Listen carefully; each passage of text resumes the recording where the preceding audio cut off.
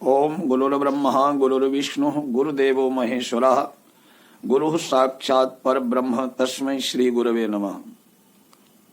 ओम नमो भगवते वासुदेवाय। माघ महात्म्य 19वां अध्याय। कल प्रसंग चल रहा था। 18वें अध्याय में कथा आती है कि पांचों यक्ष कन्याएं ऋषि पुत्र के विरह में बहुत परेशान विलाप करते हुई उनको खोजने लगी। अब आगे का प्रसंग। वो पांचों कन्याएं इस प्रकार विलाप करती हुई बहुत देर तक प्रतीक्षा करके अपने घर लौटी। जब घर पर आई तो माताओं ने पूछा कि इतना विलंब तुमने क्यों कर दिया। तो कन्याओं ने कहा, हम किन्नरियों के साथ कीड़ा करती हुई सरोवर पर थीं और कहने लगी कि आज हम थक गई हैं, जाकर लेट गई। वशिष्ठ जी कहते हैं, इस प्रकार आशय को छुपाकर वो विरह की मारी पड़ गईं। उन्होंने घर में आकर किसी प्रकार की क्रीड़ा नहीं की। और रात्रि एक युग के समान बीता। सूर्य नारायण के उदय होते ही अपने आप को जीवित मानती हुई माताओं की आज्ञा लेकर गौरी पूजन करके वे कन्याएं वहां पर जाने लगीं। उसी समय ब्राह्मण भी स्नान करने के लिए सरोवर पर आ रहा था। उसके आने पर कन्याओं ने वाह वाह किया। जैसे कमलिनी प्रातः सूर्योदय को देखकर कहती है, उसको देखकर उसके नेत्र खुल गए। उस ब्रह्मचारी के पास गईं। आपस में एक दूसरे के हाथ पकड़कर चारों तरफ से उसको घेर लिया। कहने लगी कि मूर्ख, उस दिन तू भाग गया था, आज नहीं भाग सकता, हम लोगों ने तुमको घेर लिया है। ऐसे वचन सुनकर बाहुपाश में बंधे हुए ब्राह्मण ने मुस्कुराकर कहा, तुमने जो कुछ कहा सो ठीक ही है, परंतु मैं अभी विद्याभ्यासी और ब्रह्मचारी हूँ। गुरुकुल में मेरा विद्याभ्यास अभी पूरा नहीं हुआ है। पंडित को चाहिए कि जिस आश्रम में रहे उसके धर्म का पालन करे।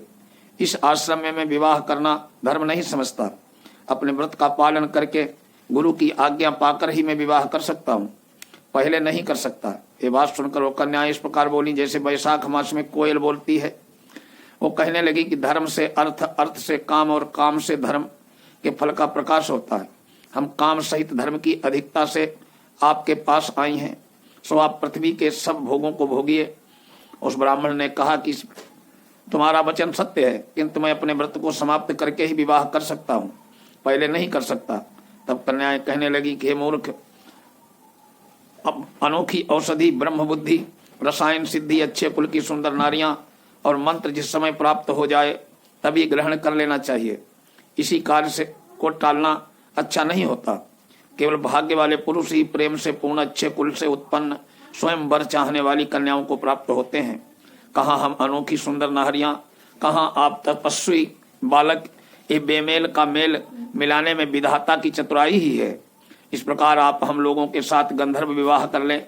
इनके ऐसे वचन सुनकर वो धर्मात्मा ने, ब्राह्मण ने कहा कि व्रती रहकर इस समय विवाह नहीं करूंगा, मैं स्वयंवर की इच्छा नहीं करता।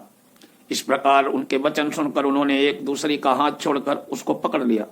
सुशील और सुसुरा ने उसकी भुजाओं को पकड़ लिया। सुतारा ने आलिंगन किया। चंद्रिका ने उसका मुख चूम लिया। परंतु फिर भी वो ब्रह्मचारी विकार रहित काम की बाधा से पीड़ित नहीं हुआ। फिर उसने क्रोधित होकर उनको श्राप दे दिया कि तुम डायन की तरह मुझसे चिपटी हो, इस कारण तुम पिशाचिनी हो जाओ। ऐसे श्राप देने का पर वो उसको छोड़कर अलग खड़ी हो गई। उन्होंने कहा कि हमने अपराधियों को वृथा क्यों श्राप दिया, तुम्हारी इस धर्मज्ञता पर धिक्कार है। प्रिय करने वाले से बुराई करने वाले का सुख दोनों लोकों में नष्ट हो जाता है, इसलिए तुम भी हम लोगों के साथ पिशाच हो जाओ। तब वे आपस के क्रोध से उस सरोवर पर पिशाच पिशाचिनी हो गए और बस पिशाच पिशाचिनी कठिन शब्दों में चिल्लाते हुए अपने कर्मों को भोगने लगे। वशिष्ठ जी कहने लगे कि राजन, इस प्रकार वो पिशाच उस सरोवर के इधर उधर फिरते रहे। बहुत समय पश्चात मुनियों में श्रेष्ठ लोमस ऋषि पौष शुक्ल चतुर्दशी उस अच्छोद सरोवर पर स्नान करने के लिए आए।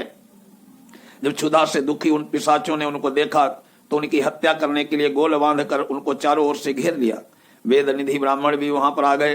वे लोमस ऋषि के तेज के सामने ठहर न सके, दूर जाकर खड़े हो गए। वेद निधि हाथ जोड़कर लोमस से कहने लगे कि भाग्य से ही ऋषियों के दर्शन होते हैं। फिर उन्होंने गंधर्व कन्या और अपने पुत्र का परिचय सहित सब वृतांत सुनाया। कहा कि हे मुनीश्वर, ये सब ही श्राप मोहित होकर आपके सम्मुख खड़े हैं। आज इन बालकों का निस्तार होगा, जैसे सूर्योदय के अंधेरे का नाश हो जाता है। वशिष्ठ जी कहने लगे कि पुत्र के दुख से दुखी हुए वेदनिधि ब्राह्मण के ऐसे वचन सुनकर लोमस ऋषि के नेत्रों में जल भर आया और वेदनिधि से कहने लगे कि मेरे प्रसाद से बालकों को शीघ्र स्मृति पैदा हो। मैं उनको धर्म कहता हूँ, जिससे इनका आपस का श्राप विलीन हो जाए। श्री पद्म पुराणे माघ माहात्म्य 49वां अध्याय। बोलिए लक्ष्मी नारायण भगवान की जय। वेदनिधि कहने लगी, हे महर्षि, धर्म को जल्दी ही कहिए, क्योंकि श्राप की अग्नि बड़ी दुखकारक होती है। लोमस ऋषि कहने लगे कि वो ये सब मेरे साथ नियम पूर्वक माघ स्नान करें, अंत में श्राप से छूट जाएंगे। मेरा निश्चय है कि शुभ तीर्थ में माघ स्नान करने से श्राप का फल नष्ट हो जाता है। 7 जन्मों के पाप और इस जन्म के पाप माघ में तीर्थ स्नान पर करने से नष्ट हो जाते हैं। इस अच्छोद में स्नान करने से अवश्य ही मोक्ष की प्राप्ति होगी। राजसूय अश्वमेध यज्ञ से भी अधिक फल माघ मास से स्नान से होता है। अतएव संपूर्ण पापों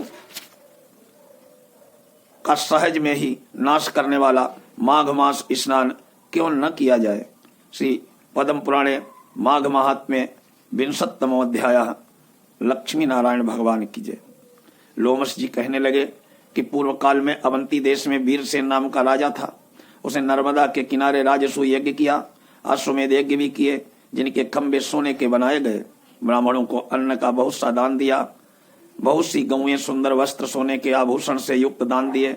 भद्रक नाम का एक ब्राह्मण, जो अत्यंत मूर्ख और खेतीबाड़ी का कार्यकर्ता, दुराचारी, अधर्मी था, वो भाई बंधुओं से त्यागा हुआ इधर उधर घूमता हुआ देवयात्रियों के साथ प्रयाग में आया। माघ में उनके साथ 3 दिन तक स्नान किया। वो 3 दिन में ही निष्पाप हो गया। फिर वो अपने घर चला गया। उसने ब्राह्मण और राजा दोनों को बराबर इंद्रलोक में देखा। तेज रूप, बल, स्त्री, वस्त्र और आभूषणों में दोनों समान थे। ऐसा देखकर उसके महात्म को क्या कहा जाए। राजसूय यज्ञ करने वाला स्वर्ग में सुख भोग कर फिर भी जन्म मरण से रहित हो जाता है। गंगा यमुना के संगम की हवा से स्पर्श से ही बहुत से दुख नष्ट हो जाते हैं। अधिक क्या कहें, किसी भी तीर्थ में किए गए पाप माघ मास में प्रयाग में स्नान करने से नाश हो जाते हैं। मैं पिशाच मोचन नाम का एक पुराना इतिहास सुनाता हूँ। इस इतिहास को एक कन्याएं और तुम्हारा पुत्र भी सुने, इससे इनको समृद्धि प्राप्त होगी। पुराने समय देवदित्य नाम का बड़ा गंभीर, वेदों का पारंगत एक वैष्णव ब्राह्मण था। उसने पिशाच को निर्मुक्त किया था। वेदनिधि कहने लगे कि वो कहाँ का रहने वाला, किसका पुत्र, किस पिशाच को उसने निर्मुक्त किया, आप विस्तार पूर्वक एक कथा सुनाइए। लोमस ऋषि ने कहा, किलपज्ञ से निकली हुई सुंदर सरस्वती के किनारे पर उसका स्थान था। जंगल के बीच में पूर्ण जल वाली सरस्वती बहती थी। वन में अनेक प्रकार के पशु भी विचरते थे।